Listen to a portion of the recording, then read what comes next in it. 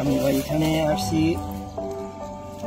April মাসে, এপ্রিলের শেষের দিকে আসছি। আমি এখানে আসছি। এর আগে তো আমি আসছিলাম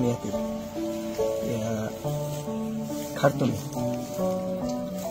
থেকে এখানে অনেক কষ্ট করে আসছি। এখানে পাকিস্তানি সেনাবাহিনীর আছে, ওদের সাথে দেখা হয়েছিল আমার।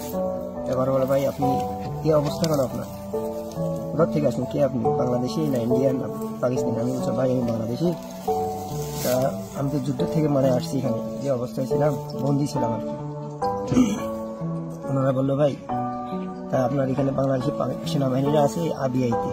আসার পর তো বাংলাদেশ সেনাবাহিনীর সাথে দেখা হলো। ওনার নাম ছিল আশফাক। ওনার দেখানো, ওনার আমি খুলে বললাম, তো উনি আমার ছবি টবি উঠাইলো।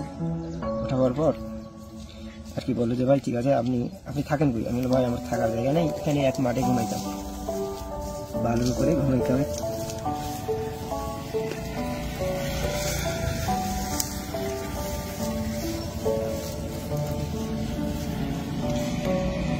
ভালো দিলাম,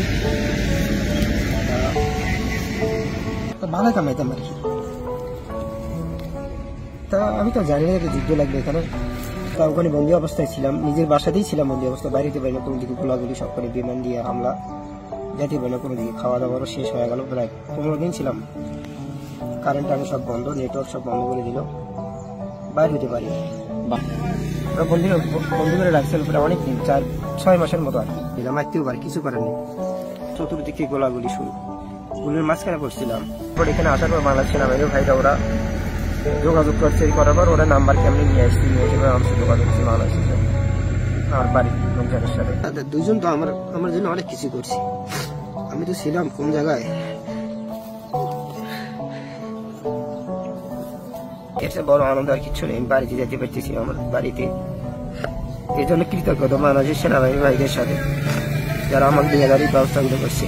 আমি বিশেষভাবে ধন্যবাদ জানাচ্ছি বাংলাদেশ ব্যাটালিয়ন 3 ইউনিসফায়ার কন্টিনজেন্ট কমান্ডার এবং কান্ট্রি সিনিয়র বাংলাদেশ স্যারদের, এছাড়াও সর্বোপরি বাংলাদেশ সরকারকে, যাদের বদৌলতে আজ আমি বাংলাদেশে ফেরত যেতে পারছি।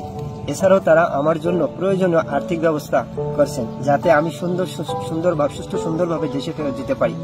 আমি সকলের কাছে চিরকৃতজ্ঞ থাকবো। আজ আমি বাড়ি ফিরে যাচ্ছি। ধন্যবাদ।